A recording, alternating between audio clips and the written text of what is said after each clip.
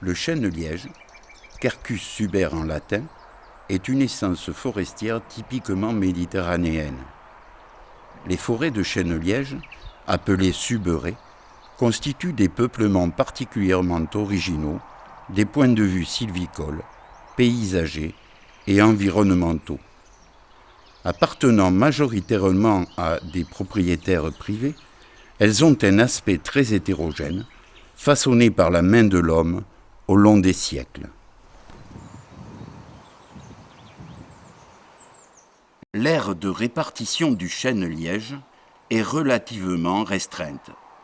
Il n'est présent qu'à l'ouest du bassin méditerranéen et au sud de la façade atlantique. Les essais d'introduction menés dans d'autres régions du monde, au climat comparable, se sont soldés par autant d'échecs. En France, à la limite nord de son aire de prédilection, on le trouve surtout dans 4 régions, la Corse, le Var, l'Aquitaine et les Pyrénées-Orientales. Nécessitant un climat doux et ne supportant pas les sols calcaires, on ne le trouve guère en dehors de ces régions. Son écorce, voilà la principale caractéristique du chêne-liège. Régulièrement récoltée, elle a la surprenante faculté de pouvoir se reconstituer au fur et à mesure des écorçages successifs. Son rôle principal est de protéger le tronc et les branches de l'arbre contre les incendies de forêt, grâce au pouvoir isolant du liège et de ses 30 millions de cellules au centimètre cube.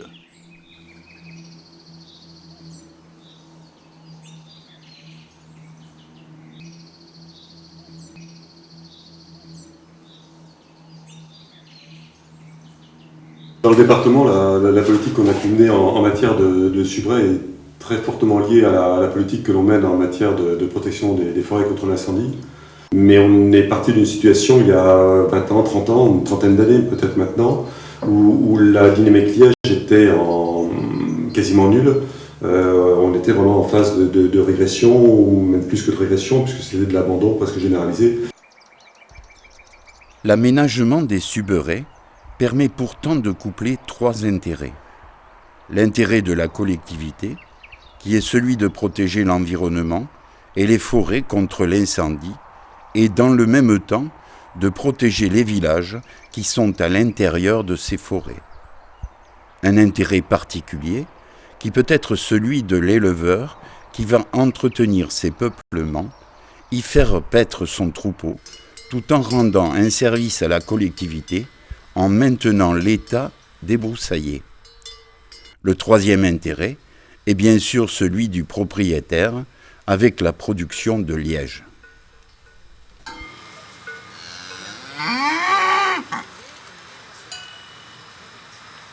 Donc la DDA ou l'État, représenté dans le département par la direction départementale de l'agriculture et de la forêt, qui était porteuse de ces actions de protection, s'appuie au départ sur les propriétaires forestiers pour accompagner cette politique de réhabilitation de subrés. Mais très rapidement, il est apparu que l'on manquait de connaissances, ou qu'il nous fallait des interlocuteurs pointus sur le sujet. Et donc on a initié la création de l'Institut méditerranéen du liège. Au fur et à mesure que cette opération ou ces actions prenaient de l'ampleur, il nous a paru important de regrouper de façon plus forte les propriétaires. Et on a initié la création d'une deuxième structure, qui est une ASL, une association de propriétaires, dans le but justement de mettre en œuvre des travaux qui utilisaient les recherches et les travaux menés par l'Institut du Liège de façon concrète dans la mise en valeur de leurs propriétés. Le liège, naturellement présent sur l'arbre, est appelé liège mâle. Il est dur, cassant et très crevassé, ce qui limite son utilisation à la fabrication de matériaux d'isolation, en plaques ou en granulés, produits écologiques par excellence, car dépourvus de toute colle. Ce sont en effet les granulés de liège qui secrètent leur propre liant, la subérine, lors de leur chauffage sous pression. liège mâle est récolté lorsque l'arbre atteint 70 cm de circonférence, soit vers l'âge de 30 ans. Le liège va ensuite lentement se régénérer à partir des cellules de la couche mère, facilement reconnaissable après la récolte à sa couleur jaune-orangé, pour former ce qu'on appellera alors le liège femelle ou liège de reproduction. Celui-ci est beaucoup plus lisse et homogène que le liège mâle, permettant ainsi de l'utiliser dans la fabrication des bouchons. Les bouchons ne représentent en fait que 20 à 30% de l'utilisation du liège en volume, mais ils constituent en revanche près de 80% de sa valeur économique. Pour cela, le liège doit avoir une épaisseur suffisante pour y perforer les bouchons, soit environ 3 cm, ce qui impose d'attendre plusieurs années entre deux récoltes. Au moins 9 ans au Portugal et pas moins de 12 à 15 ans en France. On pourra pratiquer environ 10 à 15 récoltes au cours de la vie d'un arbre, après quoi cette dernière diminuera en quantité et en qualité. Il faudra alors songer à régénérer le peuplement, soit par voie naturelle, soit par plantation. La récolte du liège mâle est appelée démasclage. Pour le liège femelle, on parle en revanche de levée ou de levage. L'ouvrier chargé de cette opération délicate est ainsi appelé leveur de liège. Pour cela, il utilise une hache spécifique au tranchant très effilé, dont le modèle varie selon les régions, mais qui toutes possèdent un manche taillé en biseau afin de pouvoir s'introduire entre le liège et le tronc pour décoller les planches. Plusieurs années d'expérience sont nécessaires pour maîtriser le geste pratiqué au cours d'une saison qui s'étale de juin à août. Lors de la levée, l'ouvrier pratique tout d'abord une ou plusieurs fentes verticales le long du tronc afin de délimiter les futures planches de liège. Il réalise ensuite l'entaille horizontale, appelée couronne, qui délimitera la hauteur de récolte. C'est l'opération la plus délicate, car un ouvrier maladroit risquerait de blesser la couche mère en frappant jusqu'au bois et de sectionner ainsi les vaisseaux conducteurs de sève, pouvant ainsi aller jusqu'à tuer l'arbre. Ces opérations peuvent aujourd'hui être partiellement mécanisées, mais la main de l'homme reste toujours indispensable. Pour calculer la hauteur de récolte, on utilise un coefficient d'écorçage qui varie selon la richesse et la fertilité de la station forestière.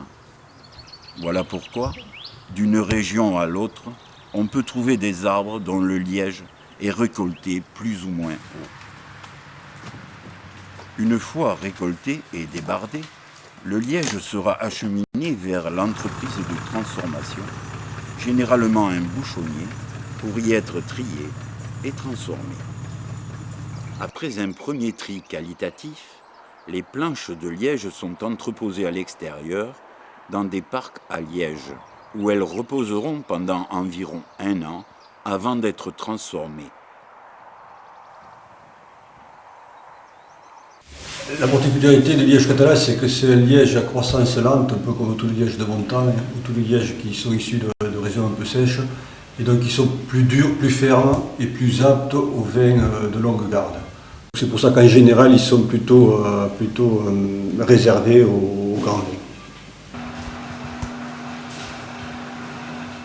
La première étape de la transformation du liège est le bouillage.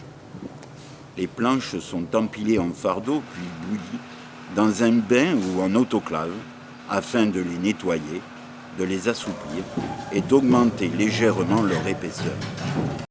Cette opération dure environ 1 heure, après quoi le liège est entreposé en chambre de stabilisation pour réguler son taux d'humidité. Les planches sont ensuite triées selon leur épaisseur. Les plus minces, serviront à fabriquer des rondelles de liège pour les vins mousseux de type champagne. Les plus épaisses pour les bouchons en liège naturel. Ces dernières sont alors triées en bandes dont la largeur est légèrement supérieure à la hauteur du futur bouchon. Les bandes de liège passent ensuite dans une tubeuse, machine composée d'un cylindre de métal tournant à grande vitesse qui va venir perforer la bande au plus près du ventre de la planche pour en extraire des bouchons bruts. Ce tubage est souvent automatique, mais il peut être réalisé manuellement pour les bouchons de grande qualité qui nécessitent de choisir méticuleusement l'endroit du tubage. L'ensemble des bouchons bruts provenant d'un même lot de liège constitue ce qu'on appelle une race. Ils sont stockés dans des sacs puis transférés à l'unité de deuxième transformation qui effectuera toutes les étapes de finition. Les cylindres de liège brut doivent tout d'abord subir des opérations de ponçage et de rognage dont l'objectif est d'obtenir des bouchons de longueur et de diamètre normalisés. La poussière ainsi générée est récupérée et pourra servir ultérieurement au colmatage de certains bouchons. Les bouchons vont alors être répartis en différentes classes d'aspect par une trieuse optique. Ce tri automatique sera ensuite complété par un tri manuel qui permettra de déceler certains défauts indétectables par la machine. Les étapes de tri précédentes ont permis de séparer les bouchons de première qualité pratiquement exempts de tout défaut de ceux devant bénéficier d'un colmatage. Pour cela, les bouchons sont introduits dans une colmateuse où ils seront mis en contact avec de la poussière de liège additionnée d'un liant alimentaire.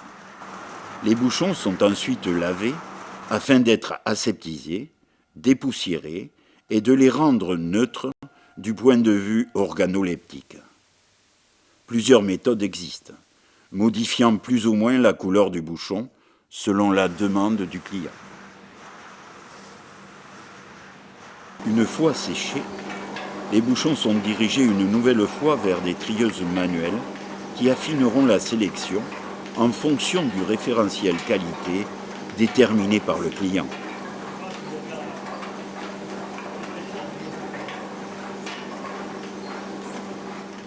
Oui, dans notre métier, c'est tout un ensemble de tri. On commence par sélectionner les forêts, trier les lièges. Ensuite, on fait plusieurs triages au niveau du liège, au moins de stockage. Après le stockage, en fabrication. Ensuite, on a un ensemble de bouchons que l'on trie plusieurs fois. Donc, c'est comme ça un ensemble de sélections qui font qu'on arrive à avoir des produits de qualité. Le marquage, étape primordiale pour la personnalisation des bouchons, peut alors être réalisé selon deux méthodes, à l'encre ou au feu. Ce marquage permet également à chaque bouchonnier d'appliquer sa contre-marque ainsi qu'un numéro de série pour la traçabilité de sa production.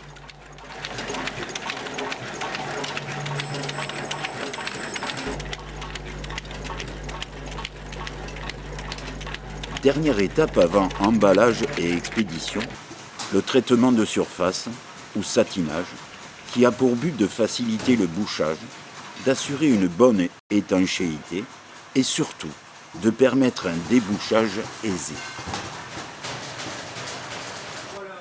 Les bouchons sont finalement conditionnés sous atmosphère protectrice par l'eau de Nil puis expédiés chez le client.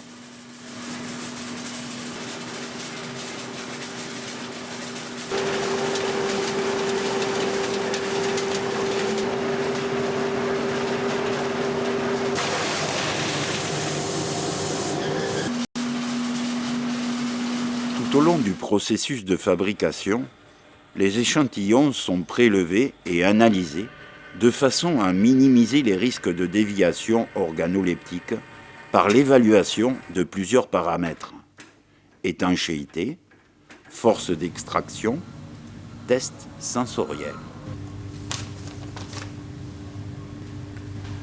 Ensuite, concernant l'entreprise, on a mis en place depuis quelques années maintenant une traçabilité du produit qui nous permet de garantir l'origine du liège, l'origine du bouchon dont est issu le liège jusqu'à la forêt. C'est-à-dire qu'on récolte les forêts une par une, on les isole et on les travaille séparément. Et ensuite, donc, on fait nos bouchons dans ces lièges-là et on les trace jusqu'à l'expédition. La mise en place du Code international des pratiques bouchonnières par la Confédération européenne du liège qui normalise toutes les étapes de fabrication, ainsi que les investissements massifs réalisés par les bouchonniers ces dernières années, permettent de garantir une qualité optimale des bouchons. La difficulté actuellement, c'est qu'on demande un produit naturel, que ce soit pour le bouchon ou pour des dérivés du liège, d'avoir la même régularité qu'un produit industriel. Ça, c'est un phénomène de société et c'est de plus en plus difficile à atteindre. Ces contrôles réguliers, ainsi que les efforts menés en termes de certification de la production et des entreprises, ont fait entrer le liège de plein pied dans le XXIe siècle où ses qualités naturelles, associées aux atouts environnementaux des subérés, véritables puits de carbone et source de biodiversité, en font un produit en phase avec les attentes de la société en termes de protection de l'environnement et de développement durable. L'intérêt qu'on a trouvé dans le chêne-liège au travers de nos opérations de protection incendie répondait bien sûr à l'intérêt de l'essence, de l'espèce elle-même et du produit donc, qui est le liège, mais aussi à un enjeu environnemental relativement fort, puisque les peuplements de chêne-liège sont reconnus au niveau européen dans le cadre des classements dans des zonages qui s'appellent Natura 2000. Donc l'enjeu environnemental est aussi un élément important. Il y a bien sûr un autre enjeu qui est celui de la résistance qu'offre le chêne-liège au passage des incendies. Alors ça ne veut pas dire que le chêne-liège résiste au feu, il peut supporter avec son écorce le passage d'un incendie. Ceci dit, à chaque fois qu'un feu passe, l'arbre en souffre, mais contrairement à d'autres essences qui vont mourir, qui ne repartiront pas, le chêne-liège, lui, aura cet intérêt qu'il gardera son tronc à peu près intact ou ses principales branches intactes et qu'il pourra repartir de cime et que très rapidement, 4 ans ou 5 ans après le passage d'un incendie, on aura des peuplements qui retrouveront un aspect à peu près normal. Il n'appartient qu'à nous, en tant que consommateurs et usagers de la forêt, de mettre en valeur et de préserver ce patrimoine rural que sont les subérés, symboles de multifonctionnalité. Nous avons tout à y gagner, et la nature aussi.